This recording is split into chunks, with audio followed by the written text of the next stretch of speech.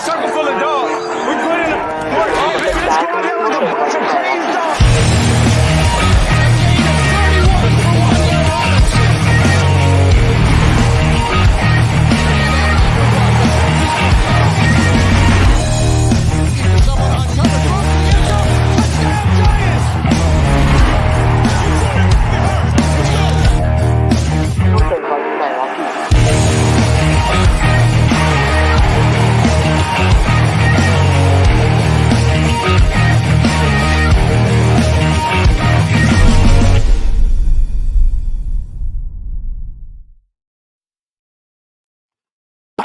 What time is it? Yep, it's rush time. So welcome back to another episode of Giants Rush.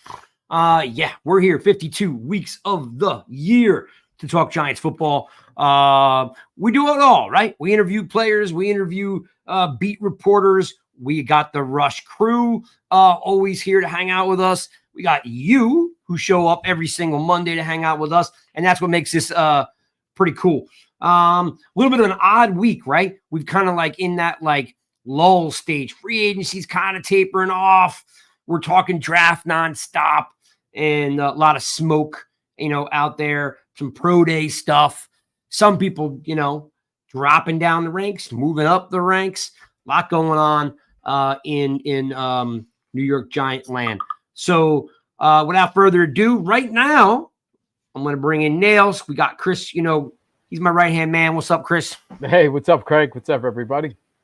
Well, it's me and you. I don't know where Alex is. So, Mr. Peace is in the room. What's up, Chris? Thanks for hanging out with us. We always love Chris. So let's start off with this, Chris. Mm-hmm. We're kind of in that period where free agency is kind of already low. What's up, Brad?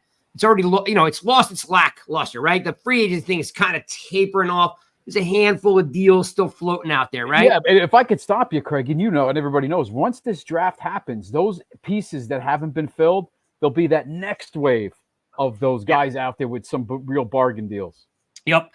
So as we launch into this, again, as I mentioned, thanks for hanging out with us. We are Giants Rush, and we're here every single Monday. But we also happen to have, of course, a pretty cool Twitter account and a cool Instagram account. I need you guys to either follow or tap in, subscribe to the YouTube channel. I need all your support all the way around. All right. So NY Giants Rush _ Rush is your Instagram, and of course Giants Rush on the YouTube channel, just so we can get you everywhere we are. We can corner you everywhere you're going to be.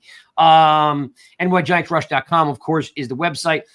There's going to be a ton of content floating in there, just so you guys know. We're going to do a draft when the Giants do draft, which is, of course, coming up rapidly. Thursday, Friday, Saturday. We do something here, Chris. We do something here. It's the fourth annual, what we want to call Rush Family Appreciation Night, right? Mm-hmm. So what we do, this is our fourth year doing it. We invite 50 to 60 of you nut jobs on the live podcast with us. I give you like 10 minutes. You pop in. You're like, man, that pick sucked. Or you're like, yes, or you're super, eloquent with your words. And you may have some interesting points of view you want to deliver. It's yours. Literally, we're handing Rush to you for pretty much Thursday and Friday, right, Chris? We're live 6 p.m. to 10 p.m.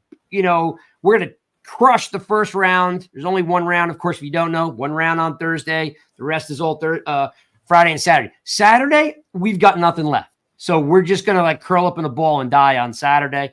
Hopefully we die with a smile on our face because the Giants drafted some cool pieces that are going to help this team get back to the playoffs. So I'm going to, Chris, before we dive into it at the top of the show here, I'm going to read you everybody so far who's committed to the draft show. Now, I have not designated time slots yet and days, but I'm going to give you. So we got Kate is in, Kate Brower. We know Kate. She does her own podcast. We've got Luck is Made FF. That's Kyle. We got Singh, of course. We got Corey Jordan. We got Tommy G. We love Tommy G. Right. We got Mrs. popping in. We got Brad. We've got Beard Sports all the way from Alaska. I think he lives. Wow. So we got Beard in. We got Bob E. Bob has been with us for forever. He makes all sorts of cool stuff for us, including that scrim that you see behind Chris's head right there. That's the original Giants Rush logo. We call it the Crystal Skull. Those are made by Bob. So Bob is a longtime OG. Him and his sons all come on the podcast, during draft day. We got Brad, I think Brad's actually Brad's here tonight. Brad's going to be checking in with us draft night. We've got Neil. We love Neil. Neil's been with us for a long time. Neil believes, of course, Mr. Thompson. We can't do anything without Mark. Yep. He might be the original OG. Let me see, reading down the list. We got Crush. We got NY Giants Crush, not Carb Crush. We got Giants Crush. We got Sarah. She's going to be popping in. We got our boy Joe, right? Joe Becker, the comedian, right? Joe's going to be popping in. We got Chris Peace. He's already tapped in, said he'll be there. We got G-Man Fan, which is Sal. Sal's coming in to hang out with us. We got Doc Marino's coming. We got Joey Z. Joey Z's already committed to coming in here. AC Milan, which is Duke, pound out for Duke. He's a little bit of a new follower, but we love the fact that he's tapping in for draft. We got Stretch. We got Lolo. We got Coach JoJo. We've got CBMU champ, which is Eric. We've had Eric on for years too. Ben Hort. And of course, we've got Weston coming on. So there's a lot of you out there that got invites. Hoping that you guys will commit to one of these days. There's a whole spreadsheet here on who has committed. If you see the green, those are the ones that have committed. I'm filling in the rest of the blanks, So that will be a lot of fun. We basically will be live 6 p.m. to 10 p.m. Thursday night and Friday, going over the draft on basically what did we do? Did we do good? Did we drop the ball? Did we pull a Gettleman? That whole thing. Chris, you've been with me for a while. How cool is the draft appreciation show we do?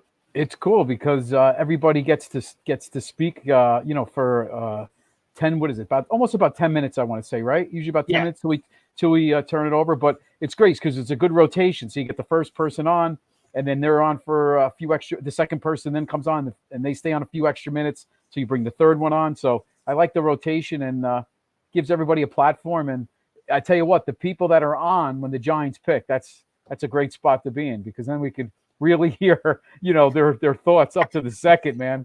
So that's going to be fun when those people are on right at the Giants pick at 6. Yep. And if you've never done it before, you could ask anybody. We have a blast. We usually get like 300-400 people in the room, and they're paying attention. We're all celebrating together, or we're we're beating each other up over it, right? So the 4th annual Fan Appreciation Night will take place during the draft Thursday and Friday. Saturday, we're off because you've had enough of us at that point. All right, Chris. Yeah. Let's start off with Okereke. There is some talk that he's trying to help us out.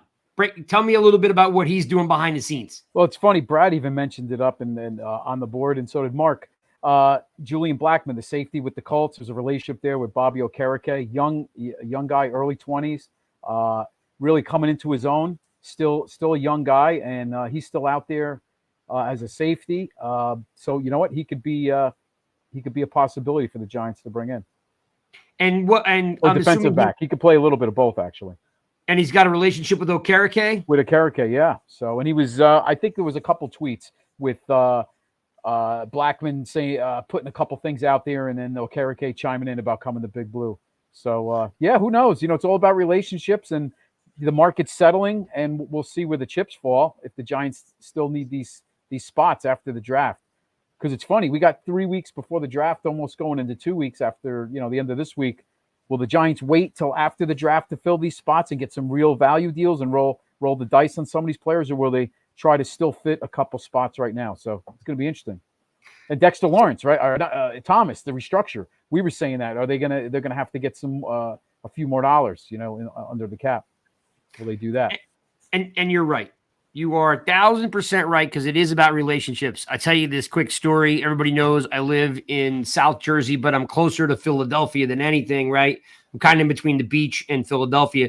I've told this story a couple times where for you older guys, watching the show or listening, back in the day, Terrell Owens, went to the Eagles, and they went to the Super Bowl with Terrell Owens. He happened to be playing on like a broken ankle, right? But the story is relationship bound. That year, Terrell Owens got to the Eagles. He was supposed to go to Baltimore, but he met McNabb at the Pro Bowl. They spent the whole Pro Bowl week together with their families, and it was like, hey, man, you should come to Philadelphia. We'll win a Super Bowl. And like T.O. put the brakes on everything to do with Baltimore, and off he went to the Eagles. And like, hey, I'm glad they didn't win, right? We're glad that McNabb was throwing up, on the snap and so forth. But the story is, basically just shows you, hey, guys will play where their buddies will play. They will follow. It's still a business, but Terrell Owens was probably the best receiver the Eagles have ever had, or at least top 3, if you want to put, like a Mike Quick in there or something like that, or even now with AJ Brown. So it was a huge lift for that team to get someone like T.O. to come in. So hopefully a guy like Julian Blackmon sees the value in playing for the Giants. Chris, yeah. I think Okereke is an established veteran, probably a captain in the making here, right? So yeah, for sure. I don't know. I think if Okereke blesses it, is a good chance he may, if the money's right, he comes, right? Yeah, I would think that's they need another safety. They need a veteran corner.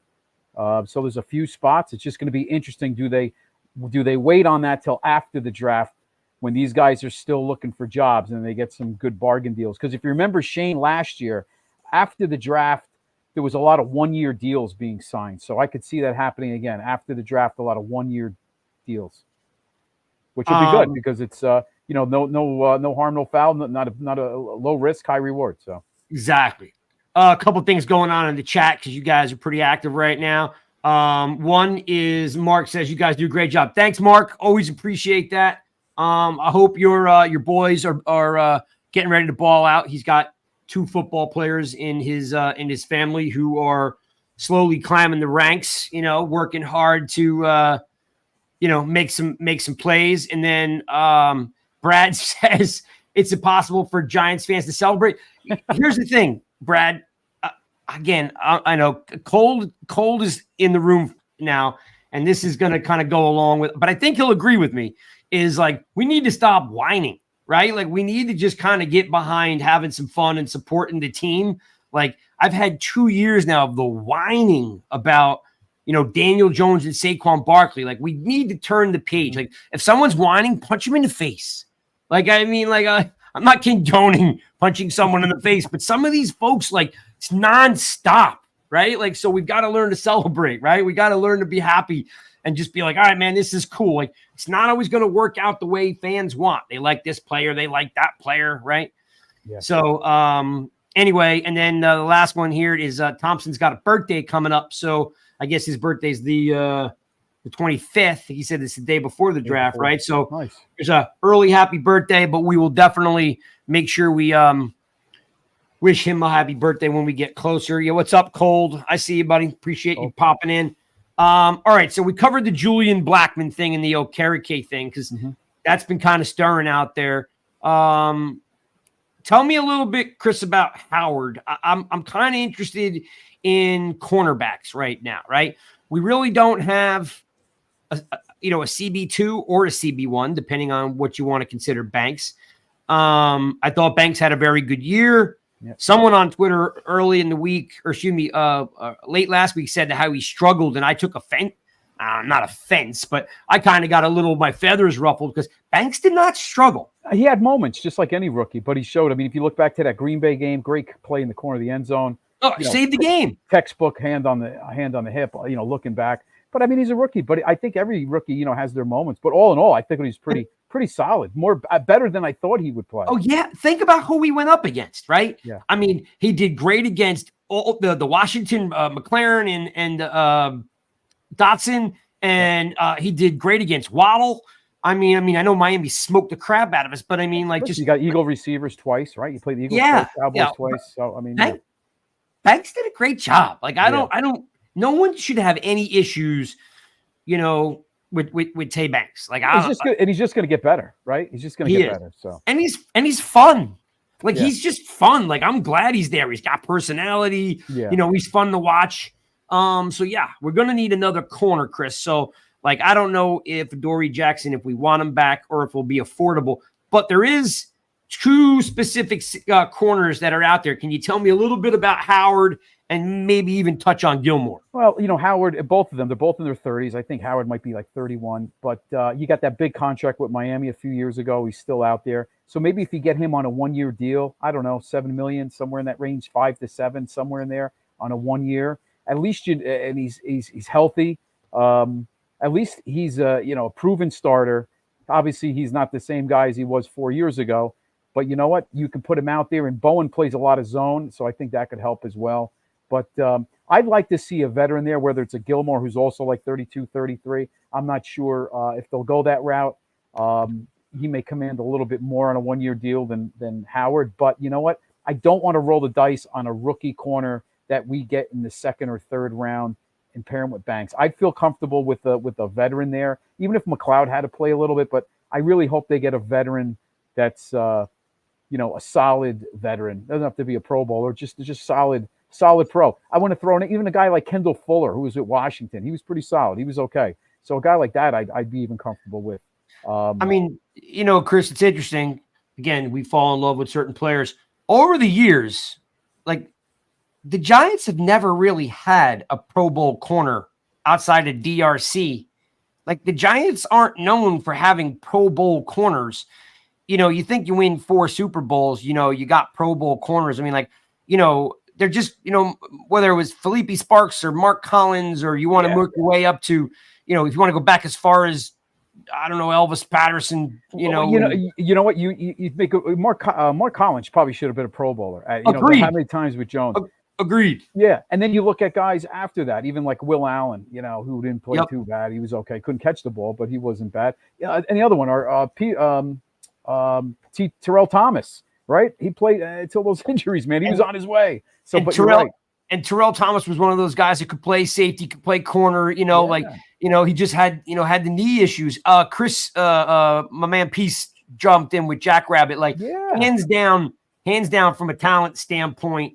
You know, Jackrabbit was a great player. You know, even when we got him. You know, like And don't underestimate the importance when Sam Madison came in 2007 with a young secondary. He wasn't the same guy, but you know what? He came in, and the value he probably brought to that secondary with the experience was probably unbelievable. Because Madison was, I mean, he was an all-pro all those years in Miami. Yep. And Brad said Corey Webster. Mark B said Jason Sehorn. Yep. All of those guys. They still weren't Pro Bowl guys. Like, I'm not saying that it's a popularity contest. I'm just saying we can win games. Yeah, you're right, Jay. Terrell Thomas had 2, 3, right? If you combine Dominic Hickson, who we love here at the show, you know, real good friend of the show, and Terrell Thomas and Dominic Hickson, there's like 6 ACLs there, you know? Yeah. But, you know, and Mark Haynes back in the 70s was probably their best corner ever drafted. Yes, hands down. You know, Aaron Ross was a nice player, first-round pick, but never panned out to be like that all-pro guy. We don't need all-pro guys to win a Super Bowl. We've proven that. So, you need some grinders, right? You need some grinders that are going to be able to make some plays. I mean, as you said, like, hey, you know, we've had a lot of guys, and I'm drawing a blank. The kid from UConn stepped in. The kid from Penn State stepped in those 2011 years. Oh, yeah. Right. You know, we had Blackman step in. We had trying to think of Hosley. No, not Jay. Not Jay. Yeah, he was a little bit of a letdown. Hosley never panned out. But I'm trying to. there's specifically we had Adams. Adams stepped in and played. Like they had a couple guys that were undrafted free agents that played, and guys that just played on 1-year deals that contributed, right? Yeah, if you have a pass rush, which is what we're supposed to be working on, right? Like the whole Conlon thing is, hey man, I like getting after it. So, and I think P said earlier, it's kind of weird that Adoree doesn't have any like real offers or anything bubbling. So maybe he comes back. Yeah, you know? I don't. I haven't heard much like problems with Adoree, but it is strange that there was no talk with Adoree. Like, listen, go see what's out there. Maybe we could swing back to us at a certain point, and maybe we could work something out. But I mean, was there ever? I never heard any type of attitude problems with Adoree, or it's just funny how they haven't mentioned him to circle back at some point. If you could read that two ways. You could read it that behind the scenes they're working on something. It's kind of a drip, right? They're just getting the big fit. They, like there's two sides. The one is, hey, we're going to give you some money. We got to see how it unfolds. Just relax. We're not going to leave you hanging high and dry. Or it's, hey, look, we're not bringing you back regardless. You know what I mean? And he's out there looking for something, and it's slow. Well, here's the interesting fact too. Bowen was with Tennessee at the same time Adoree was when they let him go. So I don't know if there was something there too. That's why he gets paid the big bucks, folks, right there. Yeah. So there's going to be an interesting, but again, I'm not overly concerned. But you mentioned Howard from Miami and Gilmore. Yep. Do you have it? Let's say those guys are on the table. Do you like one better than the other? Boy, I think Gilmore, Howard's a little bit younger. I don't know. I'd have to really look into it. But I'd maybe lean towards. Maybe I lean towards Gilmore. Maybe I lean just with the experience. I mean, I know Xavier Howard is a Pro Bowler too, but Gilmore's Hall of Fame, and being that he played in the NFC East with the Cowboys would be interesting, a little payback. So maybe I'll lean towards the Gilmore. And Jay's saying, these are patchwork guys, but like we've always had that a little bit. But here's the thing, the defense is pretty stout at a lot of positions now, right? Linebackers best they've been in years. The front, depending on if they're keeping Nacho and these guys, but Robinson's gone, right? Yeah. So you're going to expect some other guys to step up. You bring in Burns, right? You're going to have a year number 3 for KT, Okereke, McFadden holding it down in the middle. You might draft a linebacker in the 5th round. And how about a Gilmore helping out Trey Hawkins, who kind of, he had a hard time after those first few starts. So I think, a veteran to work with Hawkins could help down the road. Yep. And let's not forget the fact that, I tweeted this out today just to put some perspective on it. People are, a little bit losing their mind because McKinney was let go. Just kind of giving you a quick snapshot. I just tweeted this out after probably 5 or 6 o'clock.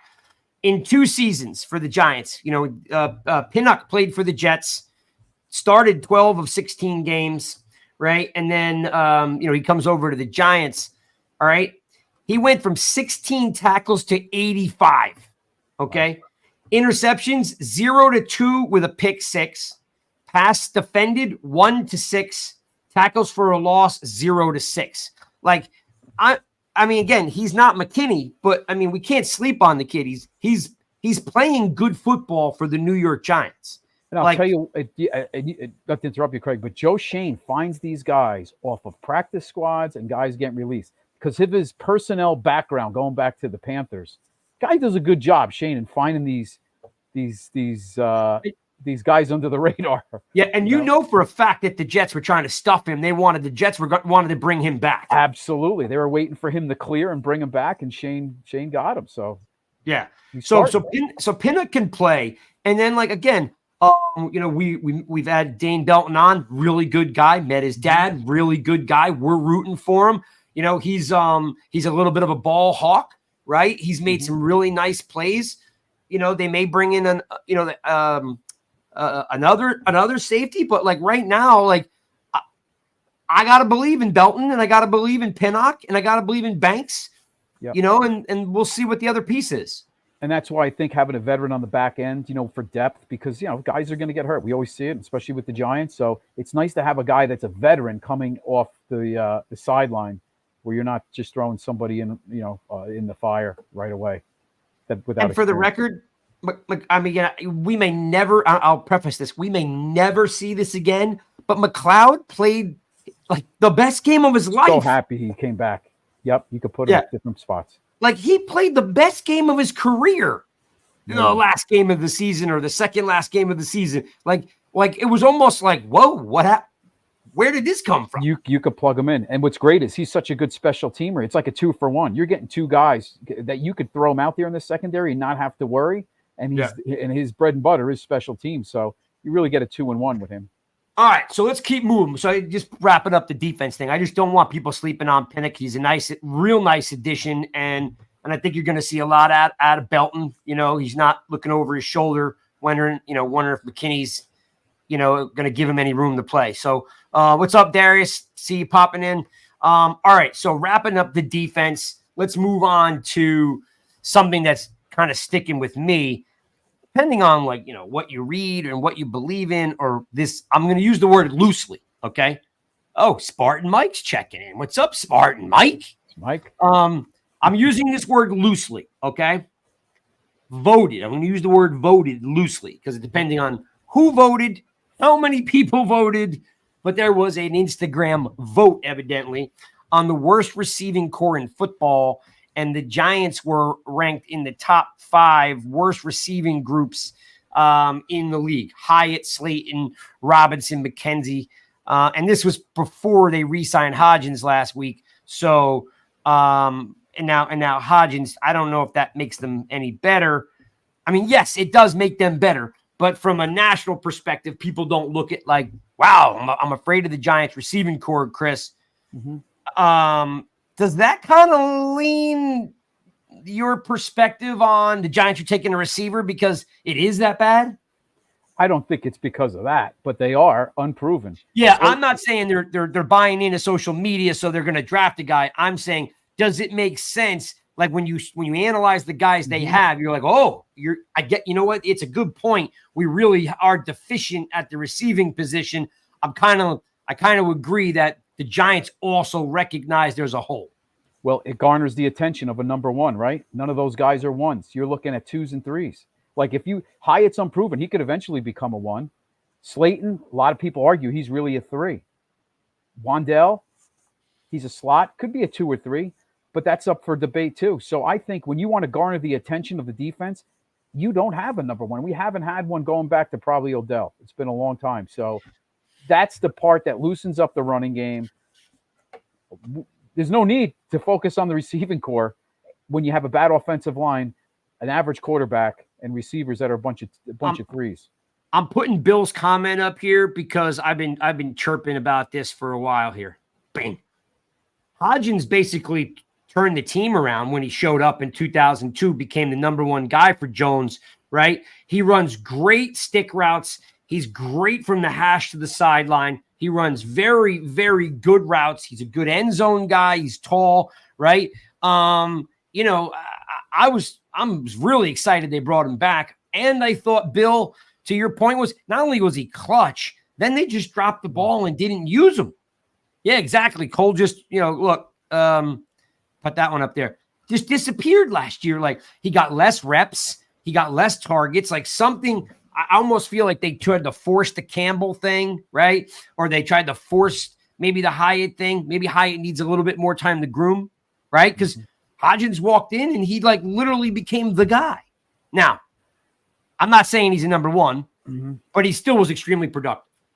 Let me throw something at you. The year before, there wasn't much tape on Hodgins, and the offensive line was arguably better than last year. Last year, the offensive line was so bad that could it be they didn't play Hodgins as much is because they had to get separation a little quicker. Is that, and because the offensive line was bad, separation was, they could do better with a little more speed, but then again, that didn't work out either. So I don't know. I'm questioning that too, that why he didn't get the playing time. But I mean, listen, we saw him undress Patrick Peterson, a Hall of Famer against the Vikings in a playoff game.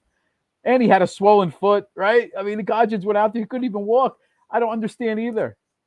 I mean, it took too long for him to get on the field last year. You're right. And it was just like, man. And all of a sudden, like, you start asking yourself, I've said this numerous times, like, anyone out there complaining that, Hyatt's rookie year was wasted is a bunch of crap. Because if he performs in practice, they put you on the field, right? I even have this conversation with my high schooler. Practice is your game. If you do well Monday through Friday, they put you in on Sunday. Right? Or they put you on Saturday. What's up, JT? Right? Like, so if Hyatt's not performing to the way they think he can, right?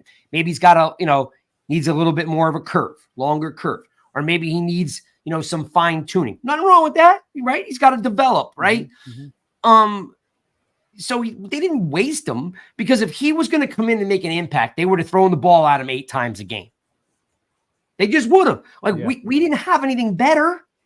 But in practice, he just wasn't doing what they needed him to do. Nobody sits. Like, that's what always drives me crazy. Like, coaches are paid to win.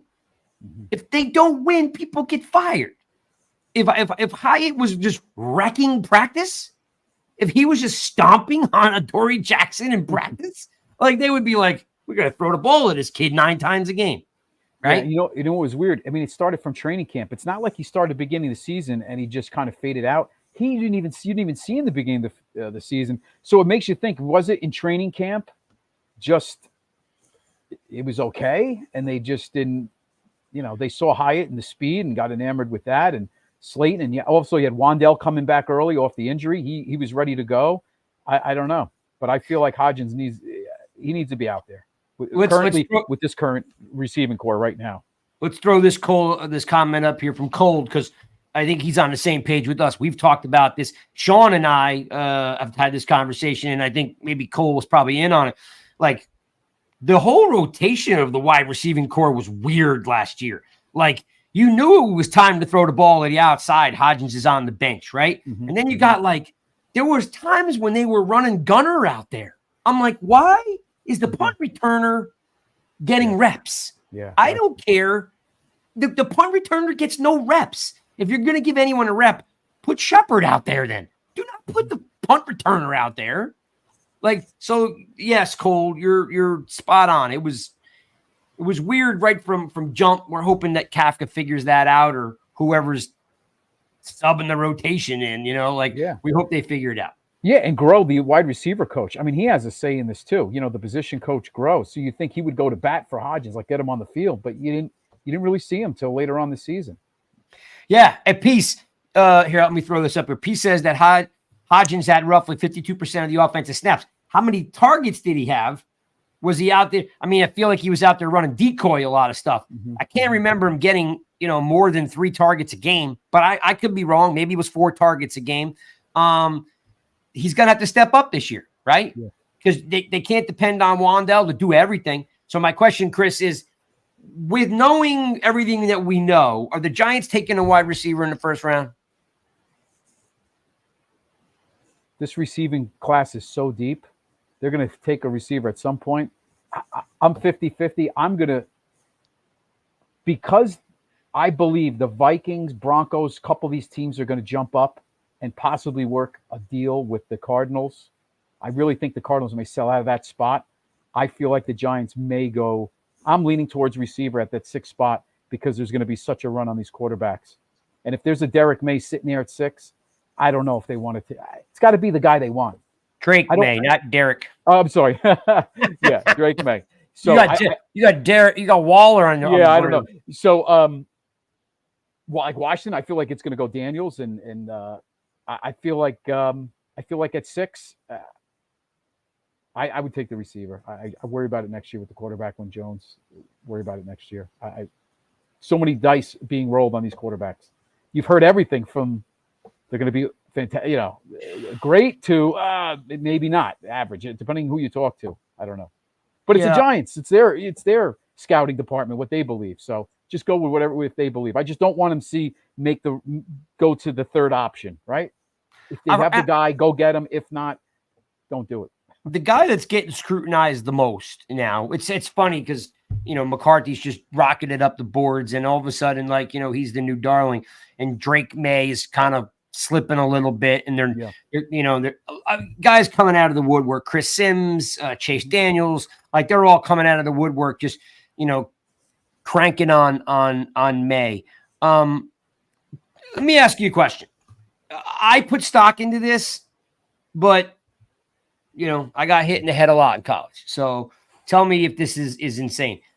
Like May, you're playing at UNC. You're not facing the SEC. You're not facing the Big Ten, right? So you're not playing against those great schools, right? The knock on them, there's like two specific pots that they're putting out there on him. One is he's not very accurate, especially when it comes to like off-platform throws. Like if he has to make something happen in the pocket where he's got to step up and slide, he's not very accurate, right? Like the arm strength just goes away and it's not very accurate. And then the second thing is that, his footwork's not great, right? So he's big and he's strong. I've heard a little bit of like a smaller version of Phillip Rivers. I've even heard a little bit of a Bledsoe, right? Kind of a thing, right? He's strong, big country boy kind of a thing, but he just doesn't have like the footwork and the presence in the pocket to thread the needle, when it's necessary. But let me ask you this question. So, okay, maybe he doesn't have the footwork and maybe he's not accurate right now. Something though, and I'm probably going to get killed for this, but like his dad was the quarterback 20 years ago at UNC. He's been around being a quarterback his whole life, right? By his dad playing, and he's been a quarterback, all through middle school, high school, college. Like I'd have to think he'd have to be coachable. No, at this point to correct those mistakes, UNC may not be correcting his mistakes, but I feel like if anyone's going to learn to play quarterback, it's the son of a quarterback. No? Or am I crazy? You would say that would be the best tutelage, the best coaching is from somebody that played the position and his father, right? So, yeah. I mean, you would think at this point, but your big knock on him is the accuracy. Is that what you again, I've only seen him play 3 complete games, and I was like, I see he's big, right? I can see I don't see a lot of snap in the ball. Like, you know what I mean? Like when you watch Caleb Williams, I'm not a fan of Caleb Williams, but man, when that ball leaves his hand, it's like bang, bang. Like he just snaps that thing like craziness. Like he's got that Aaron Rodgers type of quick snap and where the ball just rockets, right? It's a compact throwing motion and it's just snap. Well, May doesn't seem to have that, but I'll give him credit. He can wing the ball down the field. It's the accuracy. Like I don't see that because you know what he does at UNC more than any quarterback I've seen that's going to be drafted is he throws the middle in crossing route more than anybody. That UNC team will throw that in crossing route 7-8 times a game. So I like that because Jones never throws it, right? Like we never use the inside of the field, more than 8 yards, 5 yards. So I like the fact that May will go down the field in the center. But on the NFL level, I'm not overly excited about his accuracy because, in the NFL, if you're a little behind, it's going the other way. Yeah, and the hash marks are closer. The guys are going to be out wider. It's going to be a longer throw and a tougher throw. So, yeah. But I think that third pick is going to be interesting with the fourth pick with the Cardinals. Somebody trading in there because that happens. These quarterbacks, 5 of them could be gone by the time the Giants go. So or 4 of them could be gone. 4 of them could be gone. Jay has requested 3 times now to put you on the spot. Yeah. If you're drafting, who are you taking in round 1? Who is Chris's pick? I'm going to worry about quarterback next year. Let this thing roll out with Jones, and I'm going to finally get a receiver. Whether it's if Marvin Harrison is there, I'll take him. But I think it's very close between all 3. But I'll go with Harrison if he's on the board. If not, I think I may lean towards Adonis. I like the Rome too. They're still close. I think after looking at these guys, they're pick your poison, man. What's your flavor? Like they say, they're all 3 of them are fantastic. And then, you said last week, all right, well, if the Cardinals trade out of that spot, let's say the Vikings move in, you still have Keon from Florida State, Brian Burns. They're going to still grab somebody at 11 if they switch out with the Vikings. So the Cardinals, if they want that receiver, we're still going to get somebody if they wanted him at 11. I heard if the other three are gone. The other three are gone. The other three receivers or the other three quarterbacks? Three, because you're going to keep Murray. But if Dunez and Neighbors and Harrison are off the board, then you look at that next grouping with maybe like the Brian Burns and Keon and Rice. So I like Rice. I do like Rice. I do think him as like a kind of sleeper round 2 kind of guy. Like, I like that. I keep kicking myself in the ass thinking that McConkey may be like a 3rd round guy. Yeah. Like, he's surprisingly, like I said, he reminds me a little bit of Stephon Diggs a little bit. Because the next grouping, you have Thomas, Coleman, Mitchell from Texas. So there's the next Leggett. There's a nice group. I mean, I like Odunze. I like him a lot. Today, I saw a comparison. I thought he reminded me a lot of Hakeem Nicks. But today, heard that. But today, someone came out and said, I don't see this. I don't see this. But I haven't, I guess, spent enough time on the tape. They said Rome reminds this analyst, I'm wishing I can remember who said it, that he reminds him of Devontae Adams. And I was like, dude, if he reminds you of Devontae Adams, here's the pen. Like, let's go. Like, I think Devontae Adams is quicker, like a more shiftier. But Odunze is, I think, a little bit, when you actually watch him play, they run wide receiver screens with Odunze, which you don't normally see for a guy, that big, right? So he does, man. He has pickup speed. I'll tell you, when you heard about him from the combine, still wanting to run the 40, still wanting to do his extra work. Yep. Man, that speaks volumes to these GMs. A guy that you can actually work with, in terms of, I mean, that speaks volumes even with, like, let's say a contract or with, just a guy that's going to be able to go out there and he's going to want to do his job and like they say, work his craft, right, Craig? He wants to go out there and be the best he can do, and the first guy in, last guy to leave type of player. Yep. If I right now you had to ask me if we want to win some games, we need touchdowns, right? So here's the painful part of all of this, right? Just being 100% realistic. Everybody has a better weekend. Everybody's in a better mood. Everybody's having fun when the Giants are scoring touchdowns and winning. So regardless of how much you hate Jones, and I hate Drew Lock. Like, I mean, I cannot stand Drew Lock, okay?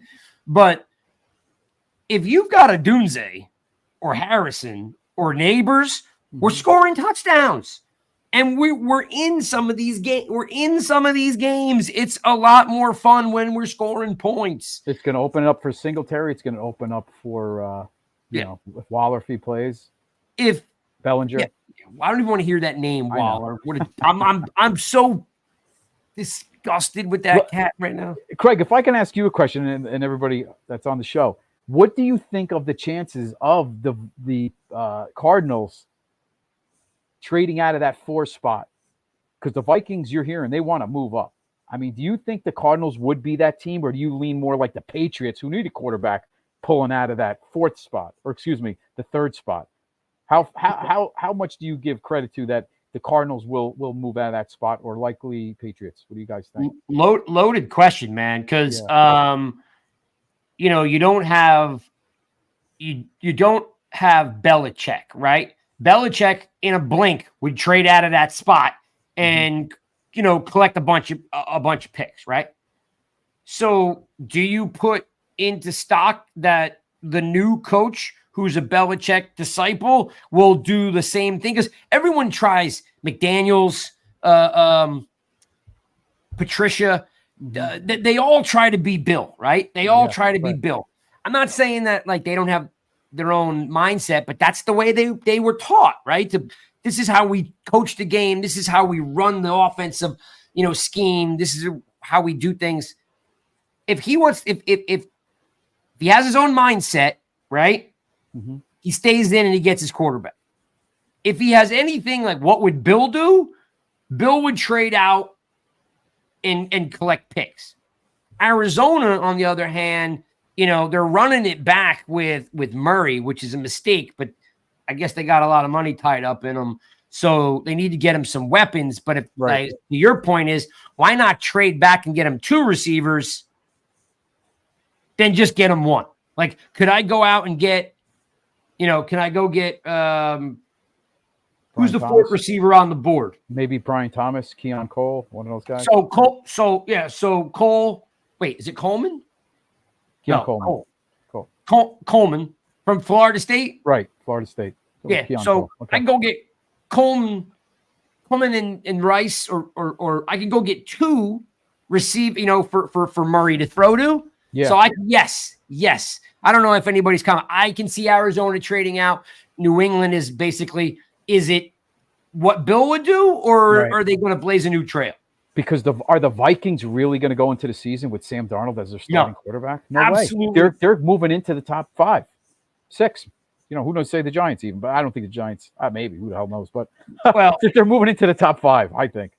Even the Chargers, could move out of that spot, even though there's a couple, tackles they may want, but they could move out of that spot and get the tackle Alt or get the guy from Wanu from Penn State and still grab him at 11 if the Vikings were to move up to 5. I'm looking at the Vikings and the Broncos wanting quarterbacks. Well, is Elway out right now? Is Elway out, or is he still the GM executive? I don't know what his role is. I believe he's still involved, but I don't know if he's the decision maker. Because he's the worst. He'll draft any quarterback he can get his hands on. Yeah. But Cole just stole my thunder. Yep, I heard that too.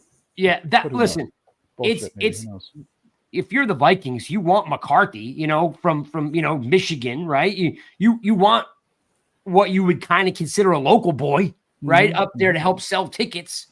I totally see the McCarthy thing in the Minnesota thing, right? Yeah. 100%. Yeah, okay. Thanks, Cole. I wasn't sure if Elway was completely out or maybe he was just a front office guy now or what. So yeah.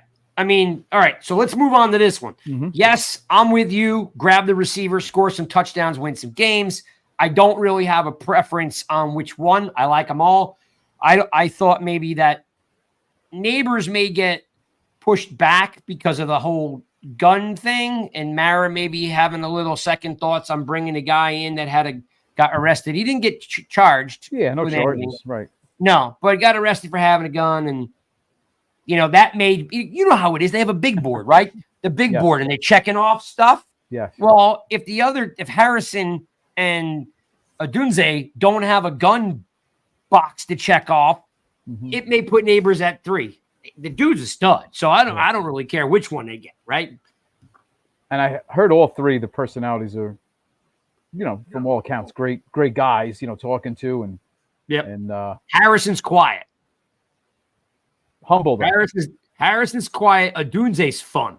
Yeah. That dude's got that guy has some moxie, no doubt about it. You know what I mean? Like he'll be fun to and we even Dunleavy said the same thing when we had him on 2 weeks ago. He's like, "Oh, I want to cover if they get Rome Odunze, he's the guy you want to cover." That's it. Yeah. All right, tell me about do you want to trade back? Do you want to trade up? What do you think the Giants are going to do? What do you want them to do?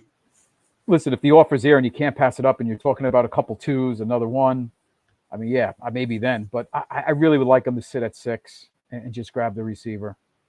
I know Jones, this is going to be it this year, but we'll figure it out. Now that the offensive line is getting fixed, get that receiver. Once again, I feel like if they have conviction about a guy, go get him. But if he's not there, don't go to plan B. Take that best receiver.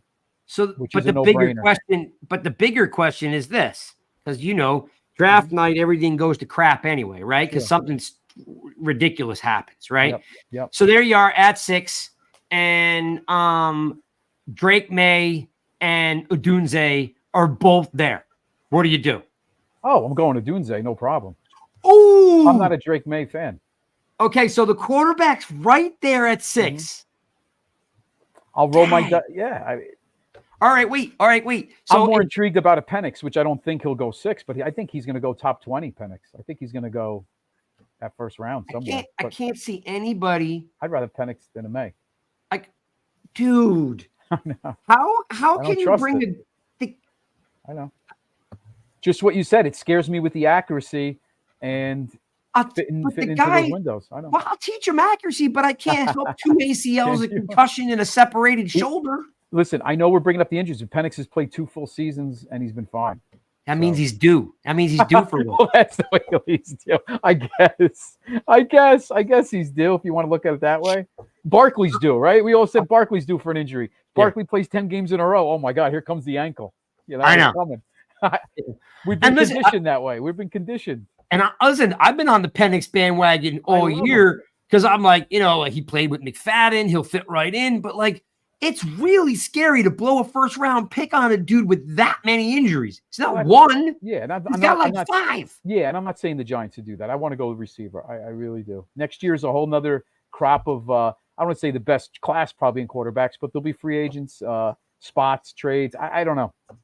1-year deal.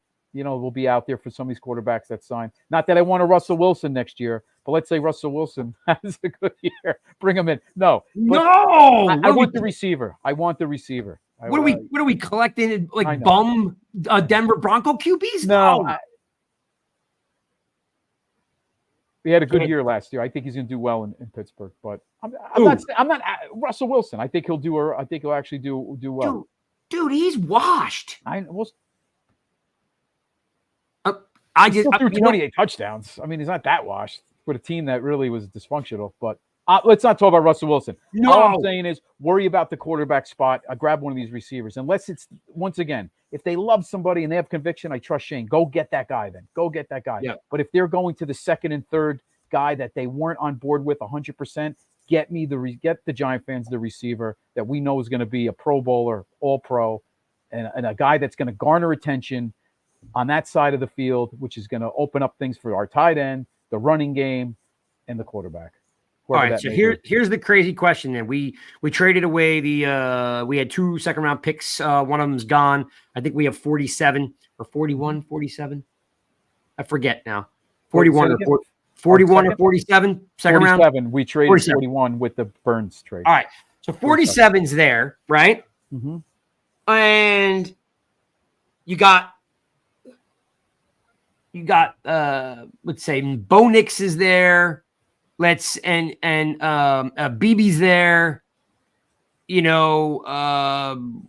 and Rattler's there. Okay, like where are you going at 47? If some of those guys, because BB's got to be the second or third best lineman in the draft. Mm-hmm. So if you see Bo Nix or Peace is talking about Sanders, he's never coming to New York. No, not a shot.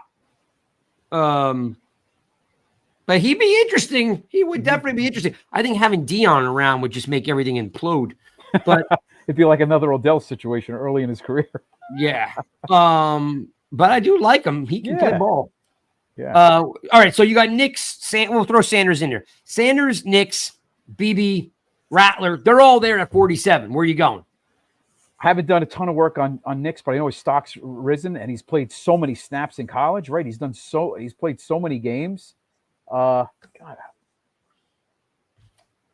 I don't know.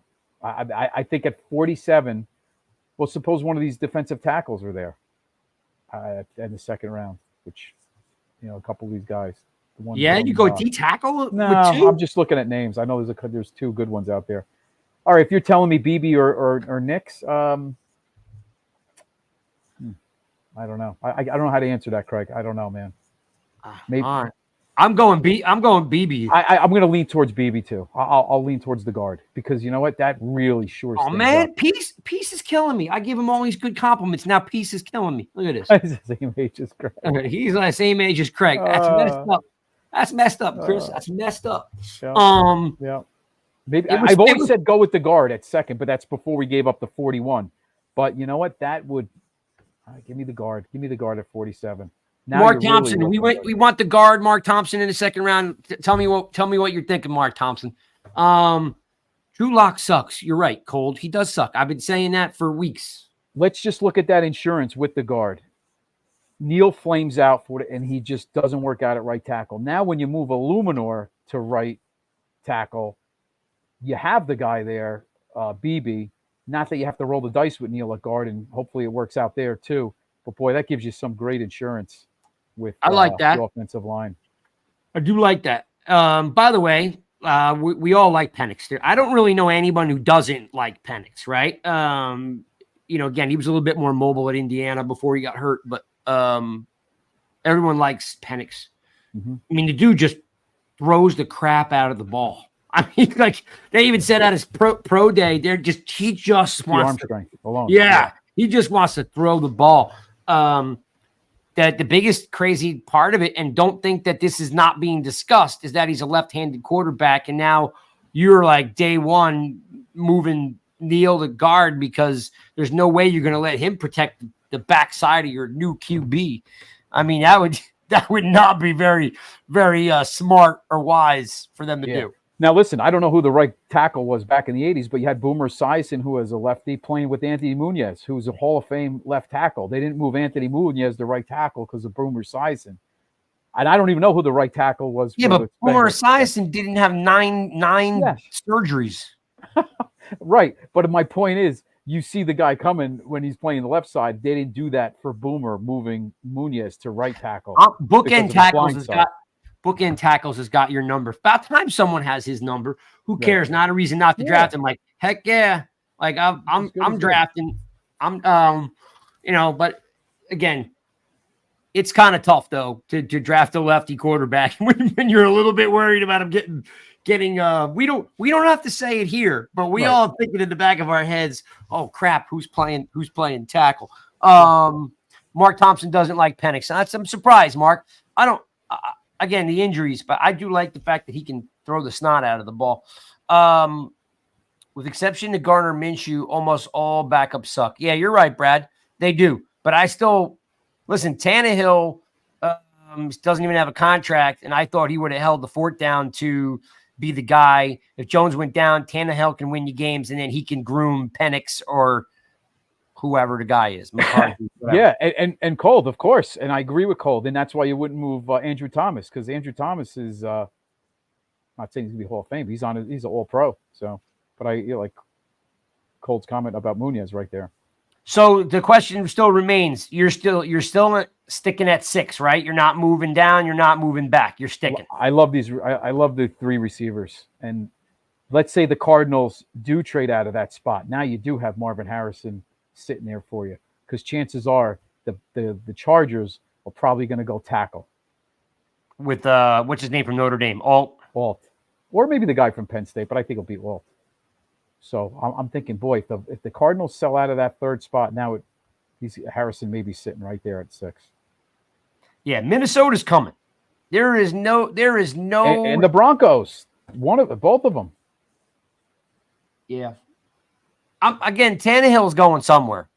He probably wanted over $10 million. You see the quarterbacks, most of them were getting around 10. Tyrod was around 10. Tyrod got signed by the Jets a $10 million 1 year? I thought it was with incentives around $10 million, maybe some good check. Because I know the Giants were, what was it, 8 to 10 million was the range, I think. No, Cold. We're just chewing it up. I don't want Tannehill, but what can happen is if Jones and when Jones goes down, like Tannehill can win games. He won games in Miami. He won games in Tennessee. We're not going to have to circle the drain. What the issue that the New York Giants have is their quarterback's injury prone, and Fromm and Glennon and Tyrod and DeVito have no experience and can't win any games. No, I don't want Tannehill. I just know that Tannehill can allow the rest of the team to win games. If I had Tannehill or Jones throwing to Harrison, I'm taking Tannehill. Which leads me to believe he wants more than 10 million or around 10. He's sitting tight, waiting for an injury or somebody because the Giants would have definitely taken Tannehill over Locke.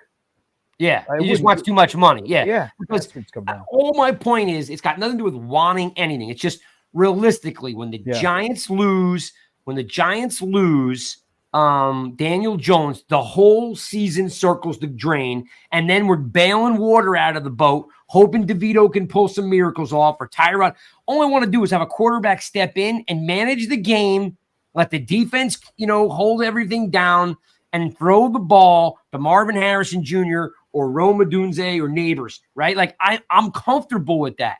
Because if you're telling me right now I go to war with Tannehill or Jones, I just know Tannehill throws a better ball. He's already done it at 2 franchises rather well, and he can hold it down if you have other key factors. So, yes, he had Derrick Henry, right? But he didn't have any really wonderful receivers. If he's got a good receiver like Odunze or Harrison, like, I'm taking it. Jones is never going to see him, right? Jones is basically lost in his own head, or prove me wrong. But I know if Jones goes down, we're still screwed if Locke has to come in. Yeah, and that's why if this offensive line could somewhat be average or a little bit above average, even if Jones stays healthy, you'll see an improvement on the offense. They're just going to be able to do more things. And Bill, you can like Tommy. Nobody doesn't like Tommy. It's a great story. He's a gamer, right? Yeah. All of those things. But pound for pound, he's not the guy. Like, he's a 3, right, Craig? I believe him as a 3rd-string quarterback. Practice squad, bring him off. Yeah. You saw the difference when Tyrod came into the game, right? How it just moved. It was just different. And I am always like I like Tyrod like as a quarterback, but he's never on the field enough to actually play quarterback. It's a shame. I mean, yeah, you like the guy's lost, I don't know, like 45 games over the last 6 years. Like, he's injury prone, right? Again, the older guy, smaller stature. So it's cool to like DeVito. Everybody likes DeVito. But again, what is our biggest gripe since Jones was drafted? He gets hurt, the season's over. He gets hurt, the season's over. I'm tired of that. I'm over that. Yeah. If Jones gets hurt, someone has to win games. Like, it's just a fact. Like, someone has to play quarterback and actually do it well enough to win games. I don't care, Taylor Heineke. I'll take him too. I just know that everything that they bring on board sucks, right? Not that Tyrod sucks. He just happens to have an injury bug at this point in his career, right? The last 5 years. DeVito's not the guy. Fromm wasn't the guy. Glennon's not the guy. Just have a quarterback that will throw 250 yards and 2 touchdowns and let the defense run. Yeah, and Brad makes a good point. Well, he did have A.J. Brown and Corey Davis, who was a first-round pick. So he had some receivers. It's just that everything, I guess, was geared towards more Henry, and they didn't throw, downfield a lot, right? So they had a couple players with Brown and Corey Davis. Yeah, well, yeah. I mean, definitely Brown, but Brown wanted out as soon as he could because they didn't throw him the ball. And he had a great, fantastic, one of the best offensive lines for a couple years there. Yeah, that's true too. I think you saw Tannehill have a rebirth when he left Miami. When he went to Tennessee, he played a hell of a lot better. Tannehill. Tannehill, yes. When he Miami, I mean, think about it. Miami had nothing, right? And like it was like, hey, Ryan, go win us 10 games, and that wasn't going to happen. Yeah, remember how Mariota, right? He was drafted by Tennessee, fell on his face, didn't work out, and there's Tannehill coming right back in. And Cold, Chris and I will both tell you, like, yes, like it. At the time, it felt like, okay, we're on the right path. We went to the playoffs. We won a playoff game. Like, you know what? What would happen? Again, this is just kind of dreamland stuff. What would happen on the 2002 season? Just bear with me. Don't get all crazy. What if they actually had a number 1 wide receiver? Like, what if they actually had a AJ Brown? Right? Like, what if they had a receiver on 2002? You may go to the NFC Championship game, right? You may win more games. So you're right. We had no idea that Jones was going to blow an ACL. We had no idea that the offensive line was basically going to let Jones get the tar kicked out of him. And then we didn't realize that Jones was going to disintegrate and revert back to 2019. Yeah. So everybody's wrong. Everybody's wrong. We're all wrong. Listen, after that Viking game, I mean, so many people, I'm including myself, was on board with Jones after that Viking playoff game. It was such a big win for the Giants after all those years not to Chris, have a victory in a playoff game and be in a playoff game and to win that. I mean, I was on board with Jones, and it's a shame. It just fizzled out after that. Chris, I'll take it a step further. And again, whatever. I'm used to taking arrows, but after watching him come back in the Arizona game, just diming the ball down the field, I'm like, where has that been? I'm like, that's the guy. And, you know, all the things. He got the crap kicked out of him. He's probably hurt. He can't see the field. He's seeing go, whatever it is. Right. But that Arizona game, I was like, whatever they did, and we all said it. We all said it. Gable's calling the plays. Something was different that second half. Something was different. So again, I'm not condoning Tannehill as the savior. I just don't want when Jones goes down week 3 that we just do this. Yeah, right. Yeah, for sure. And by the way, let's talk about play calling, Craig. Last week, I don't know if it was we mentioned on the show, but they asked Dable last week who's going to be calling the plays. They asked him that at the meetings, NFL meetings in Orlando. Yep. Do you remember? Do you remember his answer? I don't.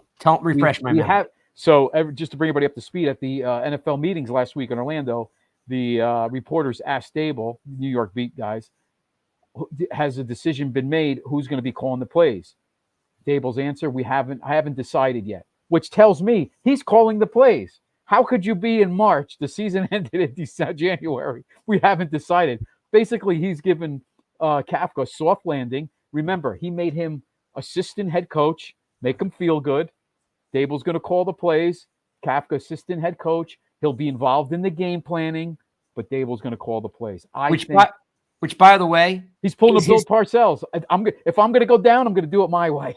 Yeah, and I think whatever does happen, Dable gets another year because this year wasn't his fault. He was coach of the year, go to the playoffs. The QB gets an ACL. That year's a wash, right? Yeah, so this year's a building year. The assistant head coach basically lets Kafka go get a head coach job next year. It's the key. It looks good. Absolutely. Looks great. It's almost like another Eric Bieniemy situation. He'll get a shot, although Bieniemy hasn't. But it's like maybe you'll hear that about Kafka. Well, Dable called the plays. You know, is Kafka? How much is Kafka involved now? That's what you're going to hear on the flip side if the Giants' offense does well. Kafka, it's all Dable, just like with Reed. Yeah, very interesting. Interesting stuff. It's going to be fun to watch how this plays out with the play calling. Long as it's exciting. I just want to score freaking touchdowns. Let's say the first 2 games, the Giants score 30 points. The first 2 games, win or lose, they score 30. Everybody's saying, "Oh, it's Dable. Dable's calling the plays. It's Dable. Look at the difference. Kafka sucks. It's Dable. It's all Dable. Where was this last year?" Yeah, all of that is true. All right, so look, we're going to wrap this up. Again, draft day. If you want to be part of it, it's the 4th annual fan or Rush Family Appreciation Day. We do probably like 50 or 60 of you knuckleheads. And we have a blast with it. You know, we do, 20 to 25 on Thursday, 20 to 25 on Friday.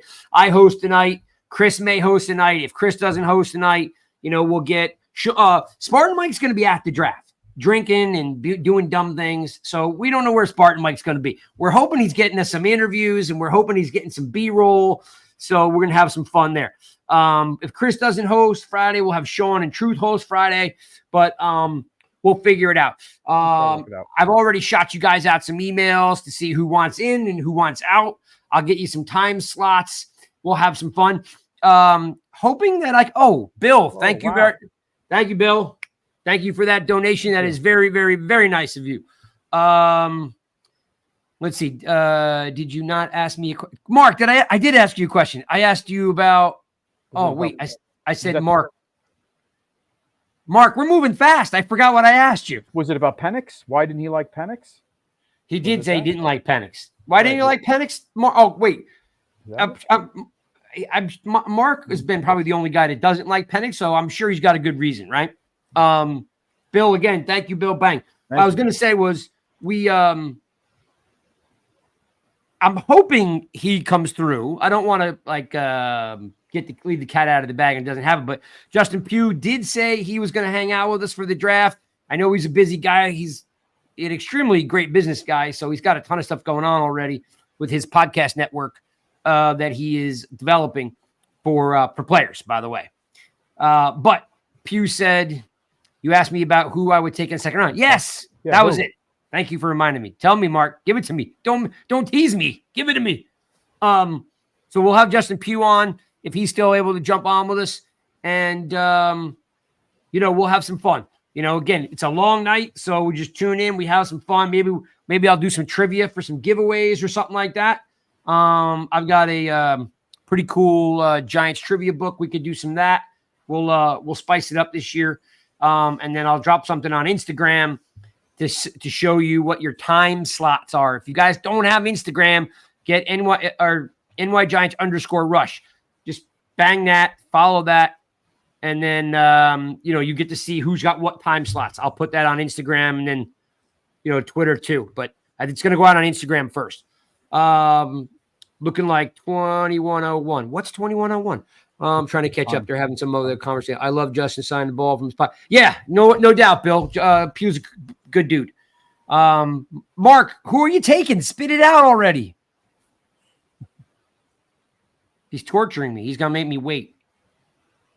You got it, Brad. We're going to see you guys.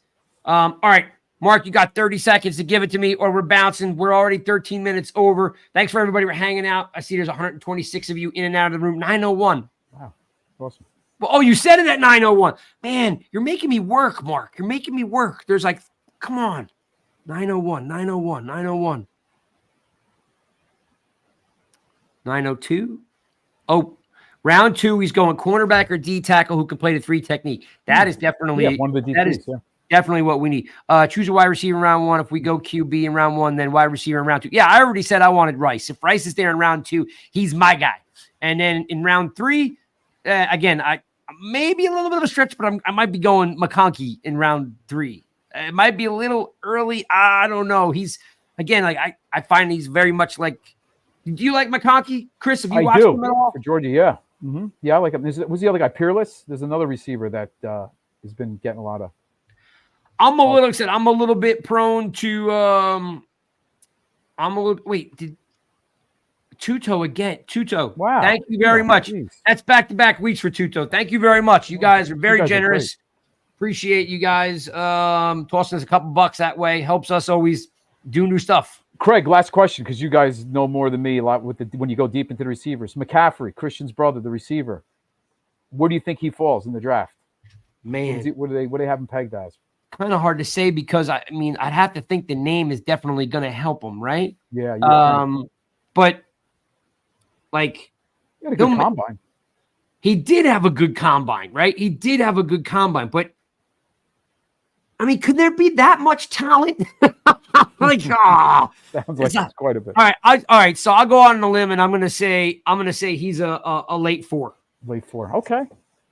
Late 4, early 5. He's gonna have his work cut out for him. Yeah. But if he goes into 4, it's because of the name. Yeah. Sean even said that too. A lot of guys here everybody said late round.